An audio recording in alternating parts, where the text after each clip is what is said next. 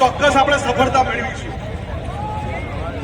આજના આ મહાપંચાયત કાર્યક્રમમાં ઉપસ્થિત મંચસ્થ સૌ મહાનુભાવો અને ગુજરાતના જુદા જુદા જિલ્લાઓમાં કચ્છથી માંડીને બનાસકાંઠાથી માંડીને ડાંગ, સુરત થી દાહોદ સુધી દૂર દૂરના જિલ્લાઓથી પણ અહીંયા ઉપસ્થિત સૌ સારસ્વત બંધુઓને મારા વંદન.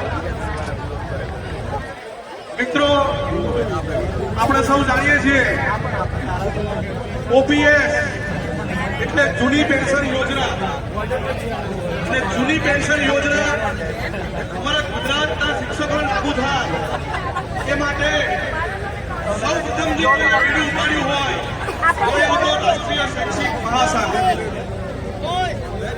અખિલ ભારતીય રાષ્ટ્રીય શૈક્ષિક મહાસંઘની 2019માં જયારે અધિવેશન હતું ત્યારે અધિવેશનમાં આ રાષ્ટ્રીય શૈક્ષિક મહાસંઘે તમામ કર્મચારીઓને જૂની પેન્શન યોજના દાખલ થાય તે માટે ઠરાવ પાસ કર્યો હતો.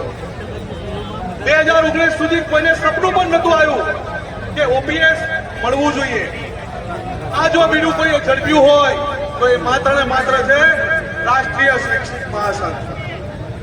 છેલ્લા 3 વર્ષથી રાષ્ટ્રીય શૈક્ષિક મહાસંઘે જૂની પેન્શન યોજના અને અન્ય કેટલાય પ્રશ્નોનો ઉકેલ લાવવા માટેના પ્રયત્નો કર્યા છે. ઘણા પ્રશ્નોમાં આપણને સફળતા પણ મળી છે. 4300 ગ્રેડ બેની વાત હોય, સીસીસી મુદત વધારાની વાત હોય, 8 કલાકના 6 કલાક કરવાની વાત હોય, કુટુંબ પેન્શન યોજનાની વાત હોય, આ તમામ પ્રશ્નોના ઉકેલ માટે રાષ્ટ્રીય શૈક્ષિક મહાસંઘ કટિબદ્ધ બનીને કામ કર્યું છે અને આંદોલનો પણ કર્યા છે.